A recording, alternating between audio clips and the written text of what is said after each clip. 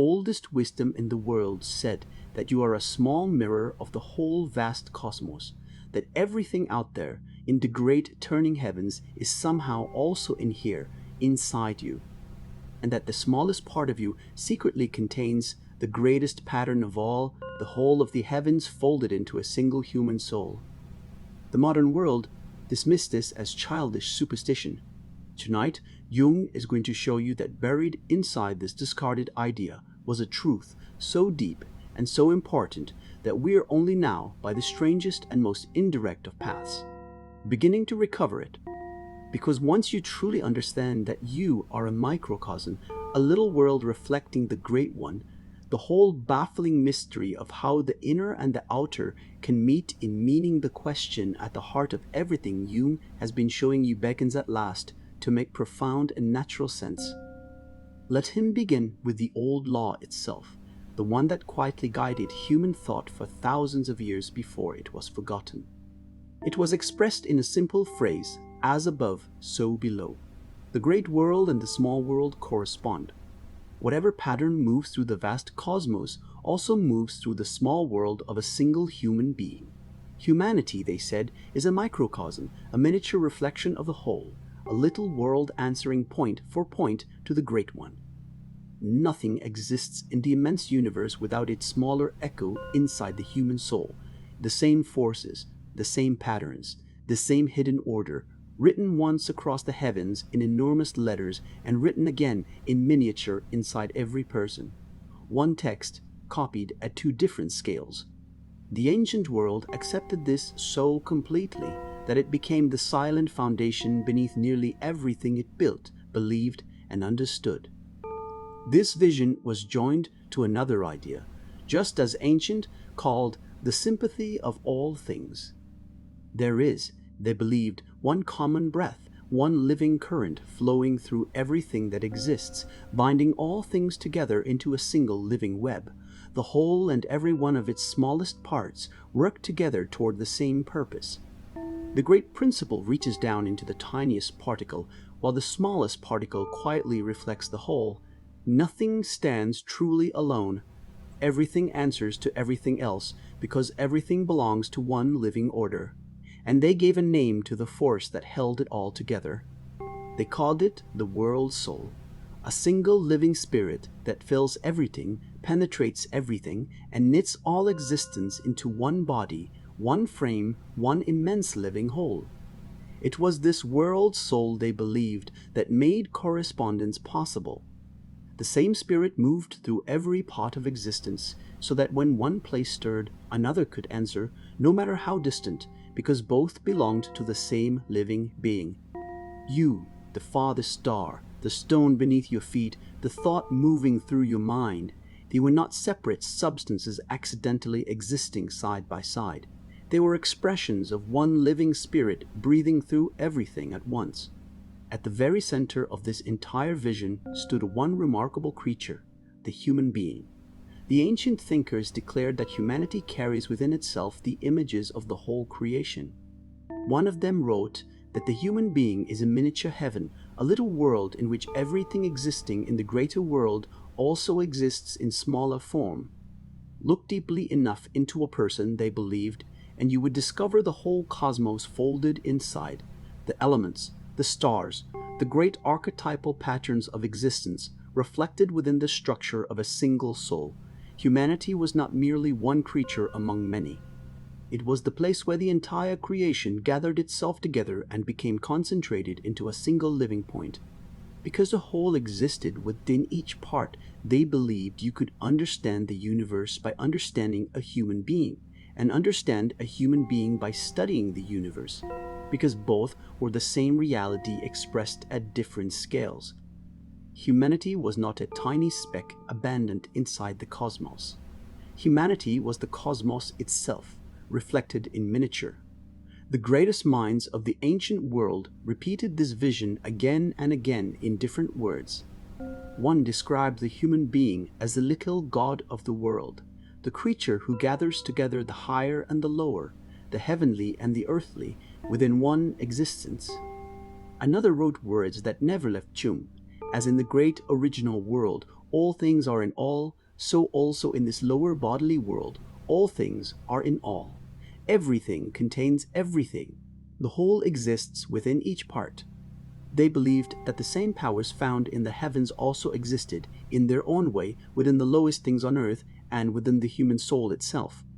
Nothing was completely separate from anything else. A human being was not simply something existing inside the universe.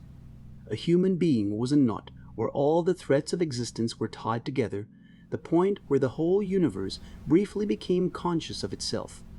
If something within you has always quietly felt that you are not truly separate from the vast world around you, that there exists some hidden correspondence between your inner life and the outer world, then you have already felt the old law still alive beneath modern thinking. Stay with Jung, because the truth hidden inside that forgotten law is one of the most important discoveries he ever recovered. Subscribe and stay with him, because this ancient vision is the key that unlocks everything else. Now, why did the modern world abandon all of this? Because science, through its extraordinary success, seemed to prove something that crushed the old vision completely. It demonstrated humanity's smallness. It showed that the human being is not the center of creation, but a tiny, late-arriving creature living on an insignificant planet, governed by forces infinitely larger than itself. Compared with that immense picture, the ancient belief that humanity reflected the entire cosmos looked like childish vanity, as though people had imagined the universe revolved around them.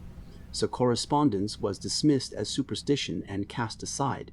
Humanity was left with the story the modern world still tells, that you are merely a meaningless accident, a brief speck inside a vast indifferent machine, connected to nothing, reflecting nothing, fundamentally alone. But something precious was thrown away along with the superstition. Hidden inside the old vision was a genuine truth. You really do carry the patterns of the whole within yourself, not literal stars, not a tiny physical universe inside your chest. Something just as remarkable. Deep within the soul live the primordial patterns, the archetypal images that shape all human experience everywhere, the same timeless forms that have ordered the inner life of every person who has ever lived. That deepest layer of the psyche is, in a very real sense, the microcosm the ancients were searching for. It contains within itself the images of the whole of human reality, the fundamental patterns from which every life is shaped. The ancient thinkers were right that you carry the whole within you. They simply searched for it in the wrong place. It is not hidden in the body. It is hidden in the depths of the soul. And you can see this for yourself if you know where to look. In the strangest and most ordinary place of all, your dreams. People who have never opened an ancient text, never studied mythology, never learned symbolic psychology, dream night after night in images that belong to the whole human race. The same great patterns that rise in the myths and religions of every civilization emerge spontaneously from the dreams of ordinary people. A man who has never studied these symbols dreams of the circle divided into four, the descent into the underworld, the divine child, the wise old figure, the serpent, the great mother images he never consciously learned and could never have invented for himself, rising naturally from his own depths. Where do they come from? They come from the microcosm within him, the deepest layer of the psyche that already contains the patterns of the whole of human reality. He did not place them there. He discovered them there because they exist in everyone.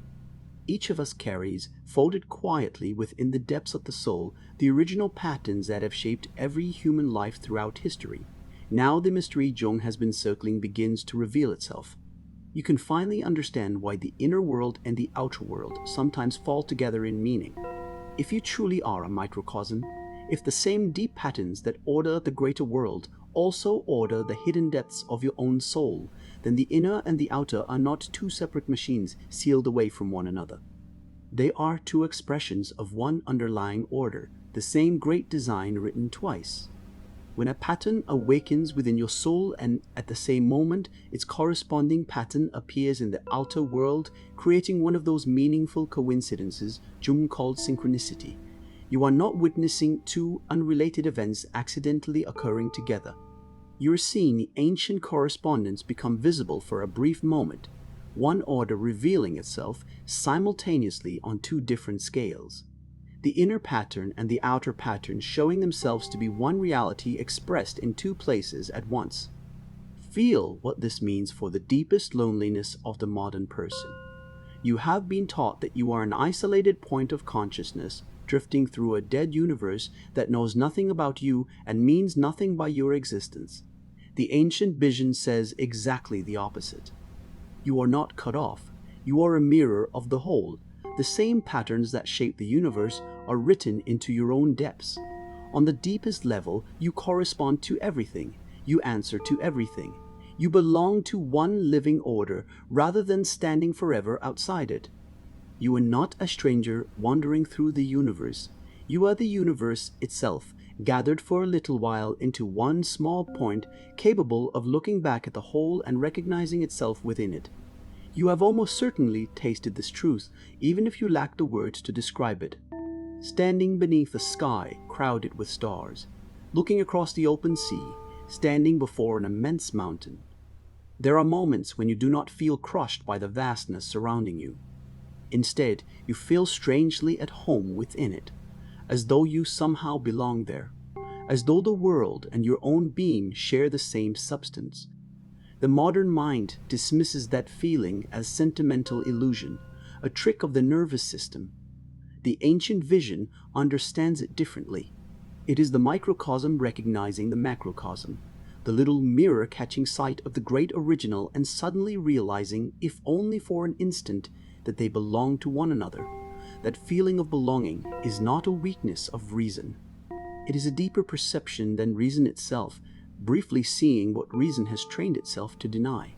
Jung wanted, as always, to be precise about what he was and was not claiming. He was not telling you that the stars determine your destiny, nor that secret sympathies allow people to perform magic by manipulating invisible cosmic threads. Those are superstitions, and they deserve to be left behind. His claim is quieter and much more substantial. You carry, within your own depths, the patterns of the whole. The inner world and the outer world correspond because both arise from one underlying order. And for centuries, to know yourself deeply is also, in a profound sense, to know the world, because the same great archetypal patterns move through both. The soul that descends deeply enough into itself eventually discovers the structure of reality itself. This is why the ancient command to know yourself was never the small, private, self-absorbed exercise the modern world has often reduced it to. For the ancients, self-knowledge was the deepest possible way of knowing reality itself. If you truly are a microcosm, then the structure you discover when you descend into your own depths is also the structure of the cosmos. The person who comes to understand the deepest patterns of the soul simultaneously comes to understand the deepest patterns shaping existence. The journey inward and the journey outward, which modern thinking imagines to be opposite directions, are revealed to be the very same journey. The same order waits at the end of both. To travel deeply enough into yourself is, at last, to arrive in the heart of the world. And this heals one of the deepest wounds of the modern age, the wound of separation. We have been taught to experience ourselves as isolated minds sealed inside our skulls, looking outward at a universe completely separate from us, a world made of lifeless matter that shares nothing with the living consciousness we happen to possess. That feeling of being a stranger inside an indifferent universe has become one of the defining illnesses of our time. The ancient vision offers a different answer. It says, you are not a stranger here. You belong. The same patterns that shape the universe shape you. The same living order moving through the stars also moves through your own soul. The correspondence between your inner life and the world is not poetic fantasy. It is the deepest truth about your existence. You were never dropped into a foreign universe. You grew out of it. You reflect it. And you carry it quietly within yourself. So Jung leaves you with the question that the oldest wisdom still places before the modern soul. You have been taught that you are an isolated speck, separated forever from a vast and meaningless universe that reflects nothing of who you are. But what if you are a microcosm instead, a small mirror of the whole, carrying within your own depths the same fundamental patterns that shape all creation? What if you belong to one great living order, so that the journey inward is ultimately the same journey as the search for reality itself? If tonight you felt, perhaps for the first time with words to describe it, that you are a mirror of the whole rather than a lonely fragment cut off from it, then write 2 words in the comments. Write as within. Jung wants to know how many of you still feel the ancient correspondence quietly stirring beneath everything the modern world has taught you to believe. And stay for the next video, because if the inner world and the outer world truly correspond, then one final question follows. Can something within you reach something far away, across immense distances, perhaps even across time itself? There was an experiment in our own age that dared to ask exactly that question, and what it discovered challenged our ordinary understanding of space and time. That is the next door